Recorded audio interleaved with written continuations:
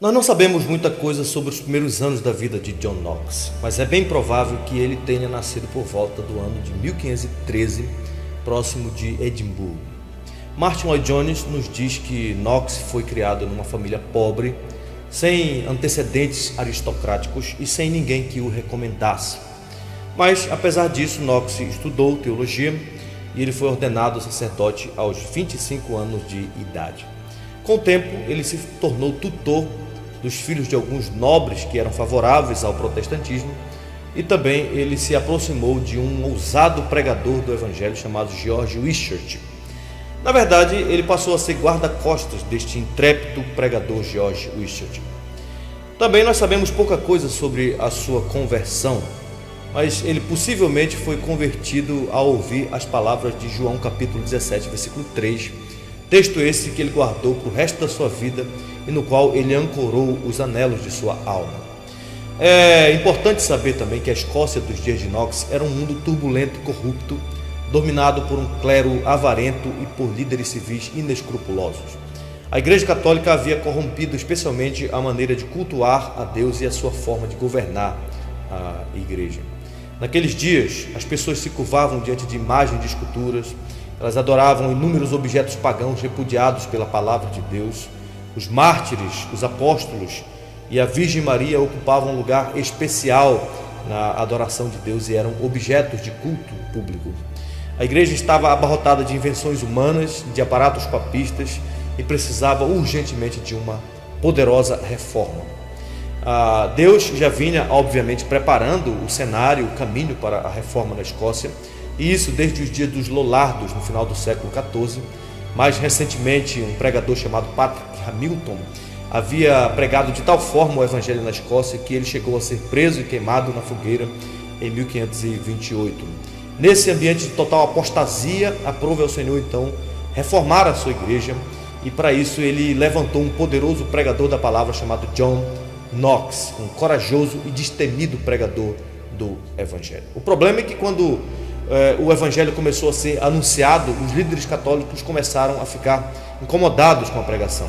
O cardeal católico David Beaton, por exemplo, que era um tirano inescrupuloso, decidiu varrer da Escócia todos os vestígios de reforma. Em janeiro de 1544, por exemplo, ele ordenou que 4 homens fossem enforcados porque deixaram de observar a quaresma e orar aos santos. Ele também mandou prender a esposa de um desses homens, que estava grávida, pelo simples fato dela não invocar Maria, e sim o nome de Jesus Cristo em suas dores de parto. Por esse tempo, o pregador George Wishart ganhava espaço na Escócia e a reforma estava avançando, mas não demorou para que Wishart fosse preso e condenado à morte na fogueira, a mandado do cardeal David Beaton, no ano de 1546. As notícias desse trágico episódio se espalharam pela Escócia e o povo começou a criar uma profunda aversão ao cardeal e a todo o clero católico. A partir de agora, todas aquelas pessoas que defendiam a causa da reforma estavam marcados e corriam sérios perigos. Mas Knox não se importava mais com essas coisas. E ele começou então a abrir a boca e a pregar e a falar abertamente contra os erros da igreja e a corrupção do clero. E aos poucos ele foi ganhando espaço, as pessoas foram dando ouvido às suas pregações. Acontece que por conta da revolta contra a morte de George Wishart, diversos jovens invadiram então o castelo de St. Andrews e assassinaram o cardeal David Beaton. Knox não participou deste ato, mas ele entendeu que isso era o justo juízo de Deus contra aquele perverso tirano. Mais tarde, Knox se juntou a esses jovens que agora ocupavam o castelo. Enquanto isso, os exércitos de Mary Guise, a rainha regente da Escócia, se preparavam para invadir o castelo e prender aqueles jovens. Os jovens do castelo então pediram ajuda ao rei da Inglaterra, Henrique VIII, e eles estavam confiantes de que o rei os ajudaria. Por outro lado, Mary Guise, a rainha regente, pedia o apoio à corte francesa. O resultado é que a Inglaterra não enviou auxílio, enquanto que a França mandou um poderoso exército que bombardeou o castelo e os muros foram derribados, e em 31 de julho de 1547, Knox e seus companheiros se entregaram. Eles foram então presos e condenados a viverem como escravos nas galés, acorrentados a um remo de navio. Ali eles eram tratados com toda a indignidade e com uma intensa crueldade. Nessa deplorável condição, Knox passou 19 meses o que deixou marcas terríveis na sua saúde para o resto da sua vida. Em 1547, o rei Henrique VIII morreu.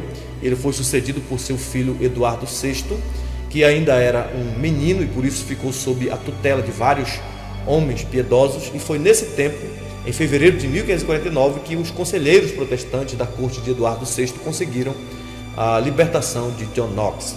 Knox foi então para a Inglaterra e foi recebido com entusiasmo pelos líderes que buscavam uma reforma verdadeira ali. Ele se tornou um dos capelães da corte e a partir de então passou a pregar todos os dias da semana. Muitas oportunidades lhes foram oferecidas, as quais ele recusou, porque ele suspeitava dos bispos da Inglaterra. Em um determinado momento ele chegou mesmo a se desentender com o arcebispo Thomas Cranmer, pelo fato de que Cranmer dizia que no livro de oração comum que a postura correta para se receber a ceia do Senhor era ajoelhado, enquanto que Knox dizia que esse ato cheirava a paganismo e era na verdade uma invenção humana. Por esse tempo, Knox também foi enviado a servir como pregador em Berwick, na fronteira com a Escócia, e foi nesse período que se firmou como grande pregador.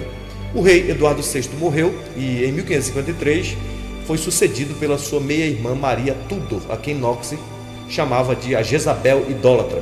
Essa mulher recebeu o merecido título de Maria Sanguinária, porque ela era perversa. Maria era filha de Catarina de Aragão, ex-mulher de Henrique VIII, e ela queria restabelecer, portanto, o catolicismo na Inglaterra. E por isso, ela deu início a uma sangrenta perseguição contra os protestantes.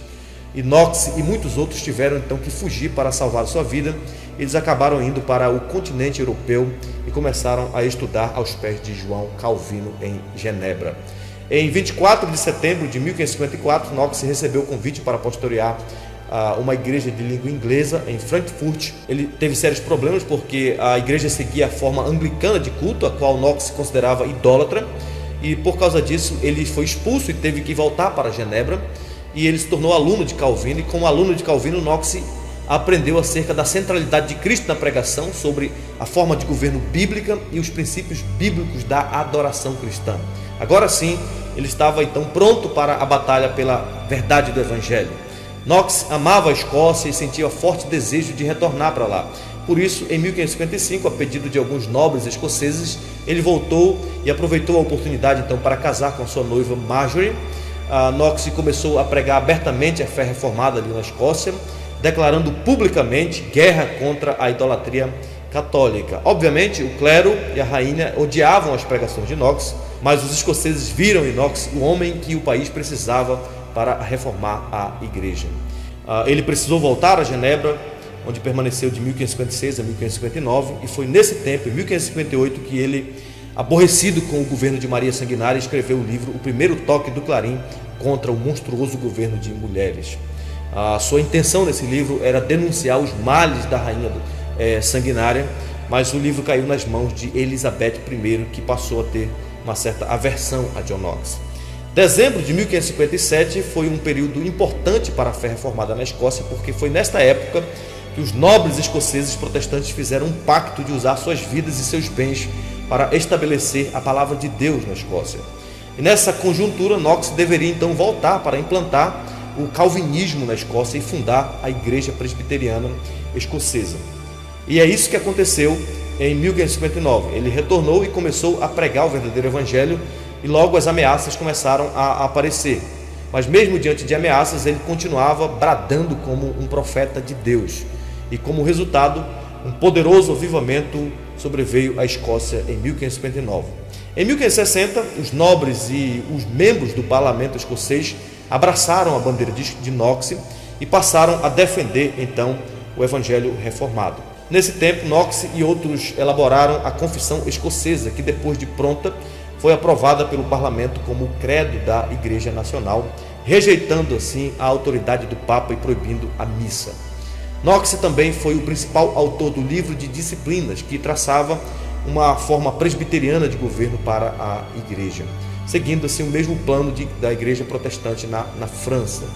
Em decorrência dessas medidas, reuniu-se nesse mesmo ano, em 1560, a primeira Assembleia Geral da Igreja da Escócia. A nação, por todas as suas classes, deu boas-vindas à nova ordem e a reforma escocesa foi concluída e solidificada, embora ainda não com plena legalidade. Em 1560, Marjorie, a esposa de Knox, morreu e isso machucou bastante o seu coração, mas mesmo assim ele prosseguiu lançando os fundamentos da fé reformada. Por esse tempo, Maria Stuart retorna, agora uma jovem, à Escócia para assumir o seu posto de rainha e trazer de volta o país ao papado. Desde o princípio, ela insistiu em celebrar a missa em sua capela privada particular e por isso Knox começou a bradar contra a idolatria desta nova Jezabel, conforme ele chamava ela. As palavras de Knox eram duras contra ela e muitas vezes levaram esta rainha às lágrimas, por isso ela o odiava.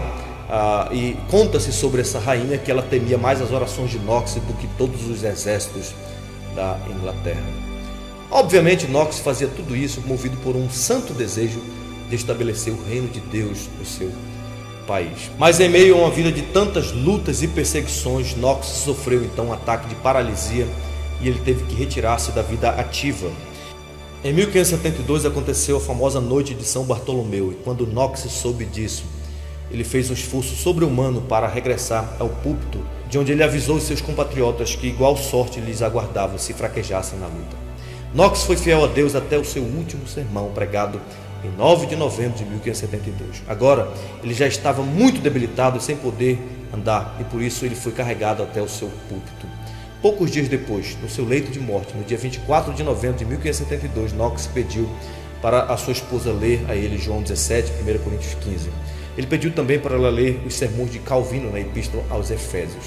Finalmente chegou a hora dele partir e ele deu então um profundo suspiro dizendo: agora chegou, vem Senhor Jesus, doce Jesus, em tuas mãos eu entrego o meu espírito. E ele partiu para a eternidade para estar com o seu Senhor.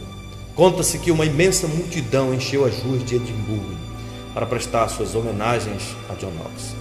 Seu corpo foi deixado em repouso no templo de St. Giles. Conta-se que no seu funeral, alguém se levantou e disse: aqui jaz alguém que em toda a sua vida jamais temeu a face do homem. Knox faleceu, mas o seu legado permanece até os dias de hoje. Várias coisas importantes nós podemos aprender do que Knox nos deixou. Deixa eu citar algumas delas para vocês. Em primeiro lugar, foi na Escócia de Knox que surgiu o conceito de presbiterianismo, que diz respeito à forma de governo da igreja. Obviamente, os reis ingleses e escoceses, eles defendiam o sistema episcopal e por isso eles não eram simpatizantes do presbiterianismo. E por quê?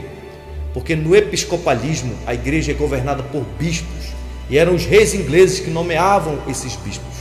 E por isso eles amavam essa ideia, uma vez que a igreja seria mais facilmente controlada pelo Estado e serviria aos interesses da corte.